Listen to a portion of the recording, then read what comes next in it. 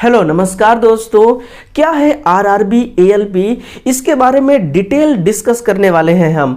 इसमें योग्यता क्या होती है, क्वालिफिकेशन क्या मांगा जाता है और एज कितना होना चाहिए, एग्जाम पैटर्न क्या होता है और उसमें क्या क्या पूछे जाते हैं, आपको एएलपी बनने के लिए कितने स्टेज में एग्जाम को क्लियर करना होता है और साथ ही साथ इसमें सैलरी वगैरह क्या होती है, इन सभी के बारे में आज हम पॉइंट टू पॉइंट डिस्कस करने वाले हैं। तो देखिए, सबसे पहले जो आपका आरआरबी है, ये रेलवे डिपार्टमेंट है जो एएलपी और टेक्नीशियन के लिए पोस्ट लॉन्च करती है, वैकेंसी निकालती है। तो सबसे पहले क्वालिफिकेशन यानी कि योग्यता में देखिए दोस्तों, अगर एक ऐसा कैंडिडेट जो टेक्नीशियन बनना चाहता है आरआरबी में, उसके लिए क्वालिफिकेशन मिनिमम 10+2 होना चाहिए, लेकिन साथ में पीसीएम भी होना चाहिए। पीसीएम का मतलब फिजिक्स केमिस्ट्री और मैथ। अगर फिजिक्स केमिस्ट्री मैथ के साथ 10+2 कंप्लीट है, सर्टिफिकेट है, तो वो कैंडिडेट टेक्नीशियन के लिए फॉर्म अप्लाई कर सकता है, वो उसके लिए एलिजिबल होगा। फिर वहीं पर आप क्वालिफिकेशन देखिए दोस्तों, एएलपी के लिए आरआरबी एएलपी में कौन कैंडिडेट है जो फॉर्म को अप्लाई कर सकता है।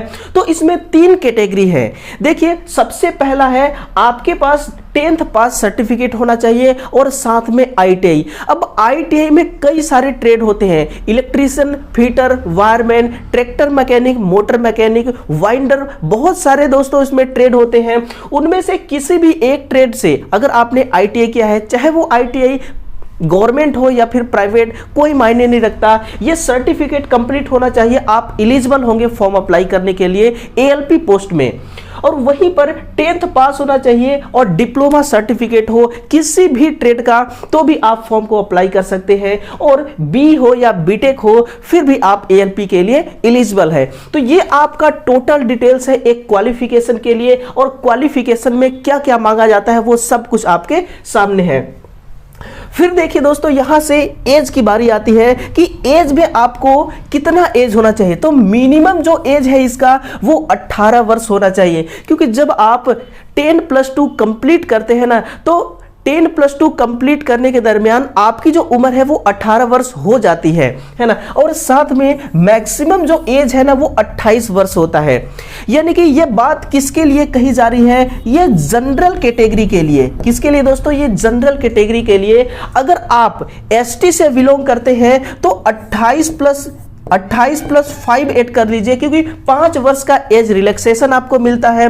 और अगर दोस्तों गवर्नमेंट के द्वारा 3 वर्ष का और रिलैक्सेशन कोविड के तरफ से मिल जाए तो ये बहुत अच्छी बात है। मिला करके 28 + 5 33 और 3 36 ईयर। तो एसटी वालों के लिए 36 ईयर एज मैक्सिमम एज हो गया। ओबीसी के लिए वहीं पर दोस्तों 5 की जगह पे 3 वर्ष का मिलता है, अगर उनको भी 3 वर्ष का, यानी कि ये वाला टाइम तो आपको सबको मिलेगा ना कोविड के लिए, चाहे वो किसी भी कैटेगरी से हो। तो ये जो एज है मैक्सिमम एज 36 वर्ष हो गया, ये किसके लिए है, ये उनके लिए जो एसटी से आते हैं, है ना। इसी प्रकार से देखिए, जब हम बात करते हैं एग्जाम पैटर्न की, सबसे बड़ा गेम यहीं पर है, आपको यहीं पर समझना है सब कुछ कि एग्जाम पैटर्न क्या क्या होता है। तो जो एएलपी और टेक्नीशियन का एग्जाम पैटर्न है दोस्तों, इसमें कई आपको 2 से 3 बार एग्जाम देना होता है। सबसे पहला स्टेज है सीबीटी फर्स्ट स्टेज। इस स्टेज में देखिए, सबसे पहली बात है एएलपी के लिए, एएलपी हो या टेक्नीशियन हो, एएलपी या टेक्नीशियन दोनों में से किसी भी पोस्ट के लिए आपने फॉर्म अप्लाई किया है तो आपको सीबीटी फर्स्ट में बैठना होगा। और इस सीबीटी फर्स्ट में जो एग्जाम होगा वो एग्जाम बिल्कुल सेम होगा, चाहे वो आईटीआई कैंडिडेट हो, डिप्लोमा कैंडिडेट हो, या फिर बीटेक कैंडिडेट हो, या फिर 10+2 पीसीएम वाले हो। सबको दोस्तों एक समान क्वेश्चन पूछे जाएंगे और ये क्वेश्चन केवल और केवल क्वालिफाइंग नेचर का होगा। जैसा कि आपको पता है ओबीसी वालों को 40% क्वालिफाइंग मार्क्स होते हैं। इसी प्रकार से एसटी एससी वालों का 25 से 28% के लगभग ऐसे ही होता है। तो ये केवल क्वालिफाइंग नेचर के होते हैं। सीबीटी फर्स्ट अगर आप क्वालिफाइड कर लेते हैं तो आपको चांस मिलेगा सीबीटी सेकेंड के लिए। अब जो सीबीटी सेकेंड है ना, ये बोर्ड ने इस सीबीटी सेकेंड को 2 पार्ट में डिवाइड कर दिया। तो देखिए, सबसे पहला पार्ट जो है आपका part number A, part number A में एएलपी के कैंडिडेट और टेक्नीशियन दोनों के कैंडिडेट को बिठाया जाएगा और जो उनका पेपर होगा वो भी बिल्कुल सेम होगा, चाहे वो डिप्लोमा होल्डर हो, चाहे वो आईटीआई होल्डर हो, चाहे वो बीटेक होल्डर हो, चाहे वो 10+2 पीसीएम होल्डर हो, तो सेम होगा। लेकिन यहां पर जो टेक्नीशियन है दोस्तों, ये जो टेक्नीशियन है ना, जो कैंडिडेट टेक्नीशियन के लिए फॉर्म अप्लाई किया होगा, उनका फाइनल मेरिट लिस्ट यहीं से बनेगी, है ना। उनका फाइनल जो मेरिट लिस्ट है ना, वो यहीं से बन जाएगी। कहां से? Part number A CBT second exam से। फिर जब एएलपी का जो कैंडिडेट है, अगर इसको पास कर लिया, पास करने के बाद अब पार्ट नंबर बी में वो जाएगा। पार्ट नंबर बी में केवल कौन कैंडिडेट जाएंगे? केवल एएलपी के कैंडिडेट। उनका जो पेपर होगा वो दोस्तों केवल और केवल ट्रेड से रिलेटेड क्वेश्चन पूछे जाएंगे। पार्ट बी में कैसा क्वेश्चन पूछा जाएगा? ट्रेड से रिलेटेड क्वेश्चन पूछा जाएगा। और आपको कितना क्वेश्चन पूछा जाएगा इसको भी हम आगे बताएंगे। फिर देखिए, जब एएलपी का कैंडिडेट सीबीटी सेकेंड को भी क्रॉस कर जाता है, इसमें भी पास हो जाता है, तो फिर वो कहा जाएगा साइको टेस्ट के लिए जाएगा। कहां? साइकोमेट्रिक टेस्ट के लिए जाएगा। अब इसमें क्या क्या होगा देखिए, साइको टेस्ट होगी आपकी, फिर आपकी मेडिकल टेस्ट होगी, डॉक्यूमेंट्स वेरिफिकेशन होगा, फाइनल मेरिट लिस्ट बनेगी, फिर ज्वाइनिंग लेटर आपके हाथ आएगा। यानी कि आप सीबीटी फर्स्ट को देने के लिए आप खुद घर से चलकर जाएंगे एग्जाम सेंटर तक, है ना। सीबीटी सेकेंड को भी जाएंगे एग्जाम सेंटर तक एग्जाम देने के लिए। लेकिन जब आप यहां तक फाइनल हो जाएंगे, इसको भी क्लियर कर लेंगे, तब ज्वाइनिंग लेटर के लिए आपको कहीं नहीं जाना होगा। ज्वाइनिंग लेटर खुद ब खुद चल करके आपके घर तक आएगी, है ना। तो ये रहा, ये प्रोसेस जो है केवल और केवल किसके लिए है? एएलपी के लिए। कहानी यहीं से खत्म हो जाती है दोस्तों। टेक्नीशियन वालों के लिए यहीं से फाइनल मेरिट लिस्ट बन जाएगी और उनको ज्वाइनिंग वगैरह दे दिया जाएगा। इसके आगे का प्रोसेस सुनिए, जो एएलपी और टेक्नीशियन सीबीटी फर्स्ट का, अब इसमें पूछा क्या क्या जाएगा, है ना। जो सीबीटी फर्स्ट एग्जाम आपका होगा, जिसमें टेक्नीशियन और एएलपी दोनों के कैंडिडेट का सेम पेपर होगा, उसमें क्या क्या पूछा जाएगा? तो देखिए, इसमें जो मैथ है वो मैथ 20 नंबर के पूछे जाएंगे, और साइंस 20 नंबर के होगी, रीजनिंग 25 नंबर की, और जो आपकी जनरल साइंस है, जीएस है, वो 10 नंबर के होंगे, है ना। टोटल क्वेश्चन की जो संख्या होगी 75 क्वेश्चन होंगे, और आपको जो समय मिलेगा वो 60 मिनट का समय। और इसमें नेगेटिव मार्क भी है 1/3 नेगेटिव मार्क भी है, इसको भी आपको ध्यान रखना है। अब इसको आप जब क्वालिफाइड कर जाते हैं ना, तो सीबीटी सेकेंड में हो जाते हैं आप।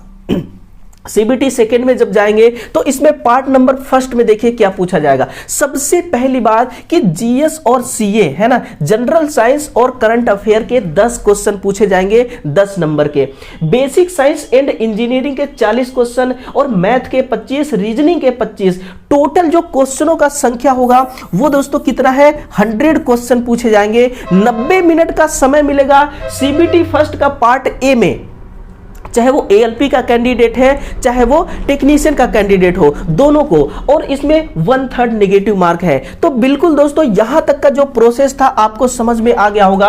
अब देखिए, जो टेक्नीशियन पोस्ट के थे कैंडिडेट, उनका तो यहीं से फाइनल मेरिट लिस्ट बन जाएगा। अब बात आती है एएलपी के लिए, है ना। सीबीटी सेकेंड का जो पार्ट नंबर बी है, इसमें देखिए केवल एएलपी के कैंडिडेट बैठेंगे, और एएलपी के जो कैंडिडेट हैं, ट्रेड से रिलेटेड उनका क्वेश्चन पूछा जाएगा। जिस भी ट्रेड से आप हैं, उसी ट्रेड का क्वेश्चन आपको मिलेगा सॉल्व करने के लिए। और टोटल क्वेश्चनों का जो संख्या है ना, वो 75 क्वेश्चन होंगे, 60 मिनट का वक्त मिलेगा, और जो आपका पासिंग मार्क है वो 35% का पासिंग मार्क है।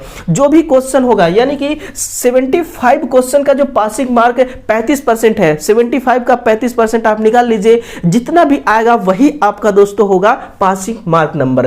तो ये पार्ट बी में केवल एएलपी का कैंडिडेट बैठेगा। इसके बाद आप देखिए, जब आप सब कुछ फाइनल कर लेते हैं, सीबीटी फर्स्ट, सीबीटी सेकेंड और साइको टेस्ट, जब आप सारा कुछ फाइनल कर लेते हैं, हम बात कर रहे हैं दोस्तों एएलपी के लिए, जो एएलपी का कैंडिडेट है, जब सारे लेयर वो कंप्लीट कर लेगा, कंप्लीट करने के बाद दोस्तों फिर क्या होगी? ज्वाइनिंग वगैरह आएगी, ज्वाइनिंग लेटर मिलेगा आपको, है ना। खुशियां आएंगी घर में, बहुत खुश होंगे। जो आपके माँ बाप हैं वो भी, और सबसे अधिक खुशी आपको होनी चाहिए, क्योंकि पूरा मेहनत किसका है, पूरा का पूरा मेहनत आपका है। इसलिए आपका जो संघर्ष है वो खुशियों में बदल जाएगा, है ना। अब बात करते हैं हम पे मैट्रिक्स की।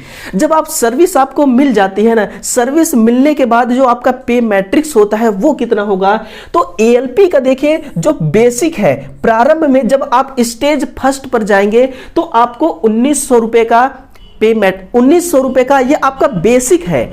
अब इसमें देखिए 1900 रुपए में कई सारे भत्ता अलाउंसेस जुड़े हुए हैं, जैसे महंगाई भत्ता, किराया भत्ता, हॉस्पिटल भत्ता, दूरी भत्ता, ये सब कुछ मिल करके आपको दोस्तों टोटल 40 से 45 हजार रुपए पर मंथ सैलरी आपके अकाउंट में जाएगी, है ना। 40 से 45 हजार रुपए, थोड़ा बहुत प्लस माइनस हो सकता है ना।